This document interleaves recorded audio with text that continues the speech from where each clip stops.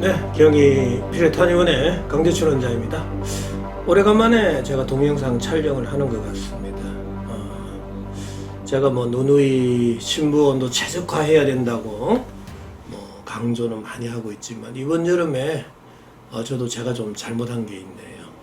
너무 덥다고 진료실 에어컨을 너무 강하게 또 틀었고, 점심시간에 제가 냉면이라든지 냉소면이라든지 이런 걸 막 먹어가지고 제가 체온이 많이 떨어졌나 봐요. 신부온도가 많이 떨어져서 감기 몸살이 엄청 그 증상이 심해가지고 제가 동영상 촬영을 못했습니다. 오늘 조금 낫는데요. 아무쪼록 우리 구독자 여러분, 또 시청자 여러분, 항시 신부온도, 체온보다도 신부온도에 대해서 좀 더 관심을 가져주시기 바랍니다. 신부온도 37도가 되면 정말 건강할 수 있는데, 우리가 일상생활 하다 보면 참 그것을 알면서도 실천하기가 어렵다는 걸 알 수 있습니다. 아무쪼록 자기 건강은 자기 스스로 챙겨야 되는데, 제가 항시 주장하는 이 신부온도 최적화에 대해서 항시 관심을 가져주시면 굉장히 몸을 건강하게 관리할 수 있다는 겁니다. 자, 오늘은 저번 주에 우리가 간혈관종, 또 갑상선 결절, 뇌하수체 선종 질환을 함께 앓고 있는 환자분이 오셨어요. 간혈관종 하나만이라도 발생해도 힘든데 이분은 3가지 질환을 동시에 가지고 있어요. 이게 우연일까요? 아니면은 나름대로의 발생할 수 있는 하나의 조건이 되었을까요? 저는 후자라고 보고 있습니다. 그래서 오늘은 이 종기종량의 어떤 정말 발생 원인, 또 치료 방법, 또 발생 기전, 또 치료 시 주의사항 등에 대해서 좀 더 구체적으로 좀 설명을 드리고요. 또 오늘은 왜 이렇게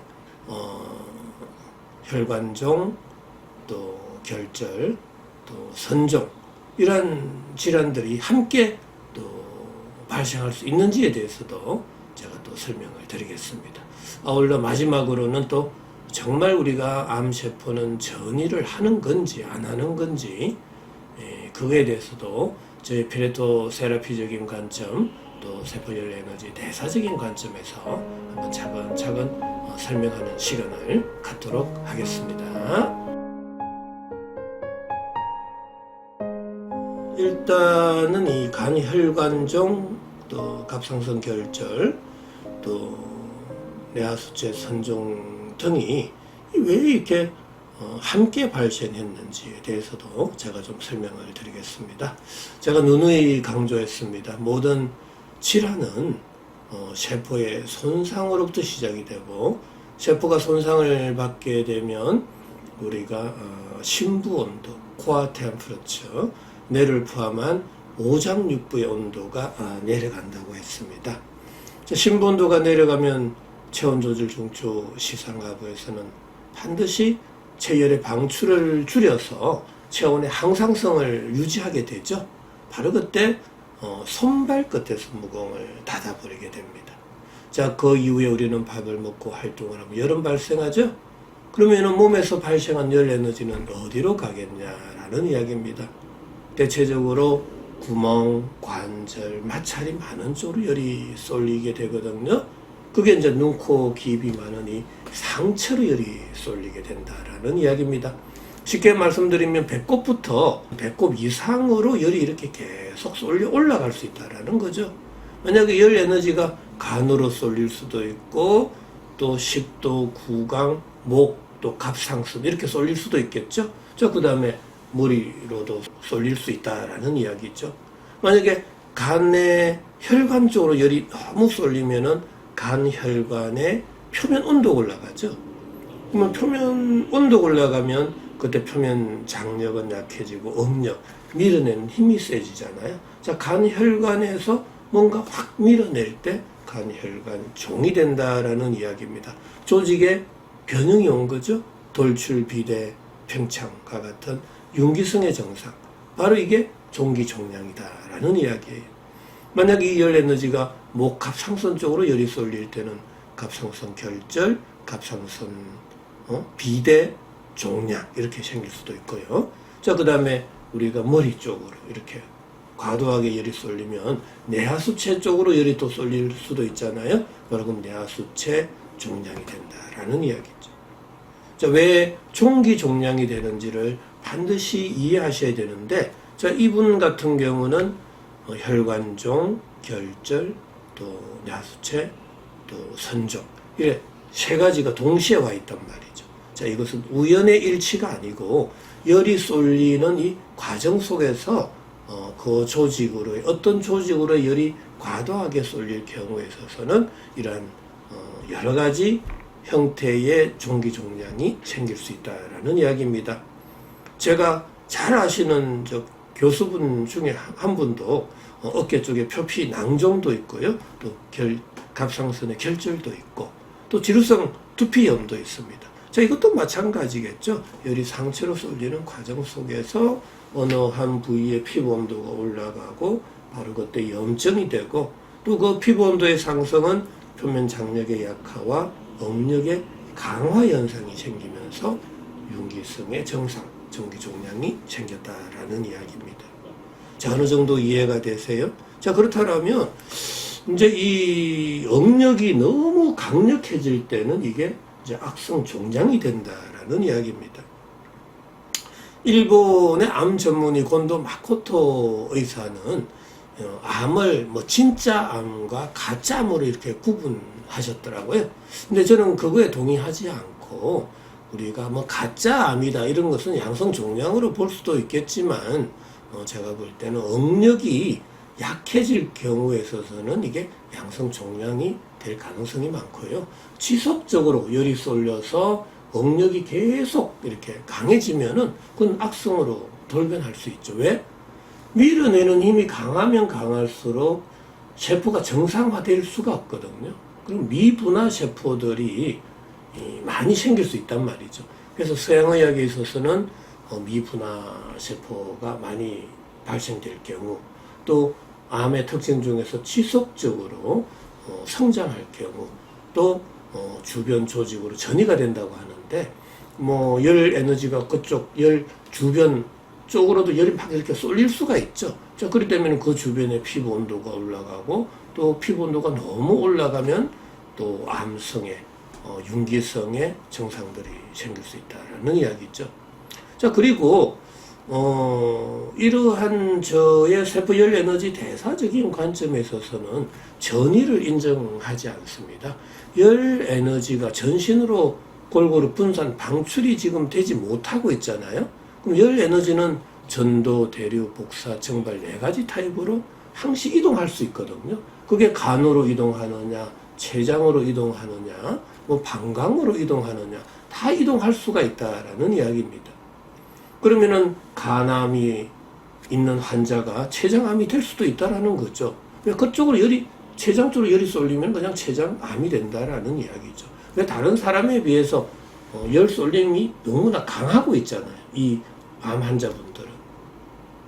그렇게 보셔야 됩니다. 그런데 이제 양방의학에 있어서는 간암이 혈관이나 림프관을 통해서 전이가 됐다라고 하죠. 그럼 췌장 쪽으로 전이가 돼서 췌장암이 됐다라고 하는 거죠. 그래서 양방의학적 관점에 있어서는 빨리 원발성의 암을 빨리 수술해야 된다라고 그렇게 주장하고 있는 거죠.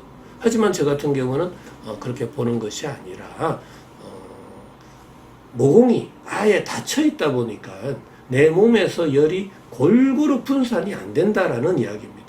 그래서 어느 한쪽으로 열이 과도하게 쏠려서 이 열 쏠림 현상은 정말 간이든 폐든 모든 장기 조직으로 다 갈 수가 있단 말이죠. 직장으로도 갈 수 있고요. 열의 전달을 좀 이해하시면 다 할 수 있어요.